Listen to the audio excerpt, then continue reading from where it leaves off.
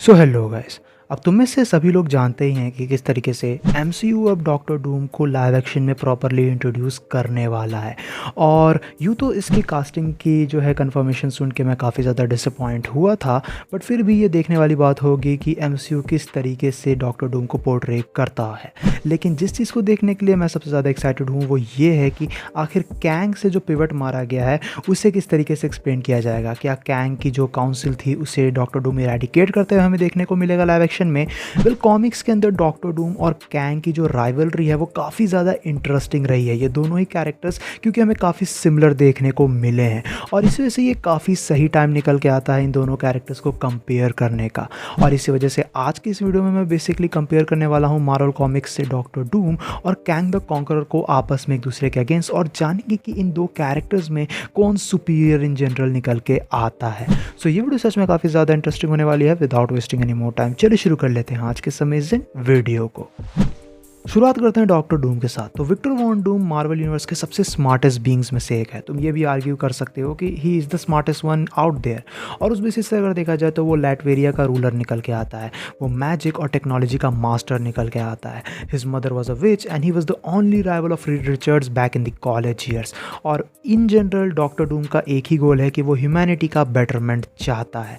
Powers and abilities की अगर बात की जाए तो डॉक्टर डूम काफ़ी इंटरेस्टिंग कैरेक्टर है। उसके पास काफ़ी सारे मैजिकल एट्रीब्यूट्स भी मौजूद हैं, जहां वो मैजिक के मामले में काफ़ी कुछ जानता है, काफ़ी सारे स्पेल्स वगैरह जानता है। इवन वो मैजिक के मामले में डॉक्टर स्ट्रेंज और लोकी जैसे पावरफुल मैजिशियंस को भी टक्कर दे चुका है। वो डायमेंशन में खुद को कहीं पे भी ट्रैवल कर सकता है, खुद को कहीं पे भी टेलीपोर्ट कर सकता है। उसके पास बैनिशमेंट की एबिलिटी मौजूद है। वो टाइम ट्रैवल कर सकता है, दूसरों की पावर्स को एब्जॉर्व कर सकता है, एक हद तक एलिमेंट को भी कंट्रोल कर सकता है। एलिमेंटल मैनिपुलेशन करते हुए भी हमें देखने को मिला है। डॉक्टर डूम टेलीकाइनेसिस भी परफॉर्म कर सकता है, और ऑब्वियसली उसका जीनियस लेवल इंटेलेक्ट उसे एक बहुत ही ज़्यादा डेंजरस बीइंग बना देता है। जिसके साथ साथ उसके पास in general peak human level की फिजिक मौजूद है, स्ट्रेंथ, स्पीड, ड्यूरेबिलिटी वगैरह, और उसका आर्मर भी नियरली इंडिस्ट्रक्टेबल निकल के आता है। उसका इंडोमिटेबल विल बहुत ही ज़्यादा खतरनाक है। वो एक expert hand to hand combatant निकल के आता है और एक शानदार लीडर भी है। ऐसी काफ़ी सारी different abilities doctor Doom possess करता ही है। डॉक्टर डूम ने हल्क से बैनर को बेसिकली सेपरेट करके दिखाया है, अलग करके दिखाया है। वो मेफिस्टो के साथ ट्रेड ब्लोज कर चुका है हेल के अंदर। वो लिटरली सिल्वर सर्फर की पावर कॉस्मिक को स्टोल कर चुका है, उसे चुरा चुका है। वो मैजिक के मामले में इन जनरल डॉक्टर स्ट्रेंज से भी ज़्यादा नॉलेजेबल निकल के आता है, और वो एडम वॉरलॉक जैसे इनक्रेडिबली पावरफुल बीइंग को डिफीट करके दिखा चुका है। इन जनरल ये सारी चीज़ें यही बताती हैं कि डॉक्टर डूम की जो कैपेबिलिटीज़ है उसका अंदाज़ा लगा पाना लिटरली इम्पॉसिबल है। He is someone who is not one two mess with, और इसी वजह से वो सच में मार्वल यूनिवर्स के सबसे डेंजरस कह सकते हो कि सुपर विलन्स में से एक निकल के आता है। अब बात करते हैं कैंग द कॉन्करर की। नथानियल रिचर्ड्स एक टाइम ट्रैवलर निकल के आता है फ्रॉम द 31st सेंचुरी, जो खुद को एक टाइम लूप में फंसाते हुए हमें नजर आया, जहां वो कॉन्स्टेंटली अपनी आइडेंटिटी और अपनी हिस्ट्री को चेंज करता रहा until he finally became Kang the conqueror in the 40th century. और तब से लेके अब तक बेसिकली उसका फेट ही बन चुका है, जहाँ वो कॉन्स्टेंटली अर्थ के हीरोज़ के अगेंस्ट जाता रहता है, और हमें मार्वल यूनिवर्स के सबसे डेंजरस टाइम ट्रैवलर्स में से एक देखने को मिला है।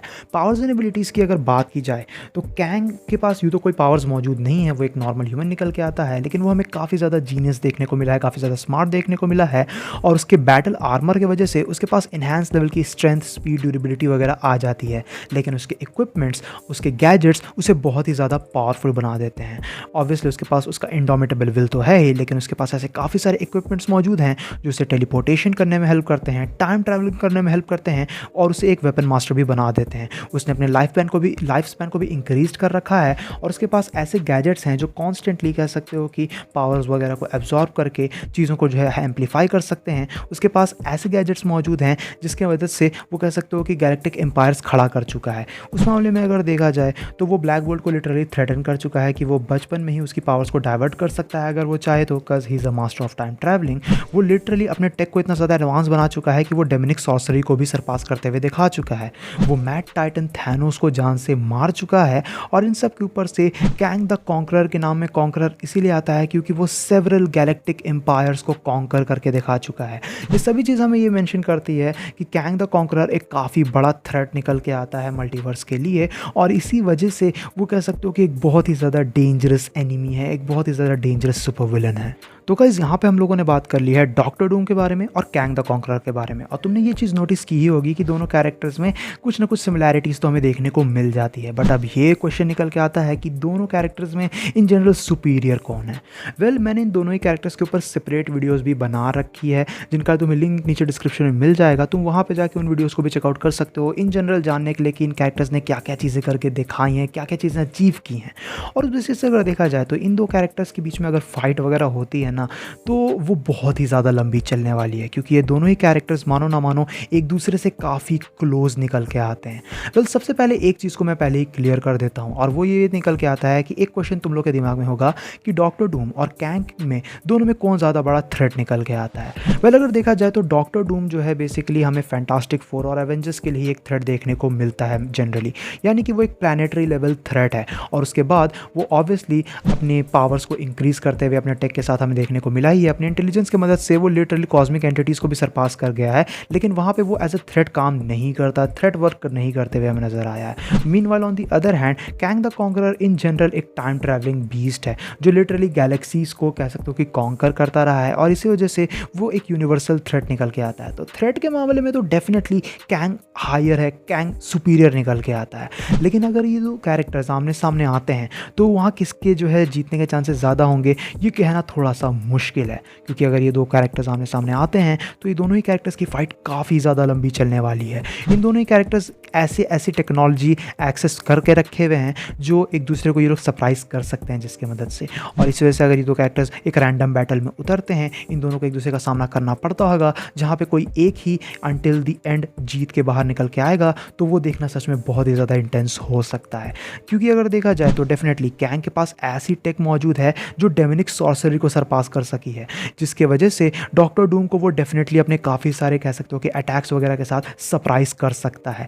और डॉक्टर डूम के पास भी मैजिकल एट्रीब्यूट्स मौजूद हैं जो डेफिनेटली उसे बहुत ही ज़्यादा डेंजरस बना देते हैं, जिसकी वजह से डेफिनेटली वो ऐसे मैजिक वगैरह भी जानता है, स्पेल वगैरह भी जानता है जो डेमोनिक सॉर्सरी से काफ़ी डिफरेंट हैं, जो कैंग के ऊपर वर्क करेंगे, तो वो कैंग को भी कॉन्स्टेंटली सरप्राइज कर सकता है। तो उस मामले में अगर देखा जाए तो ये दोनों ही कैरेक्टर्स एक दूसरे को काफ़ी ज़्यादा अच्छी टक्कर दे सकते हैं।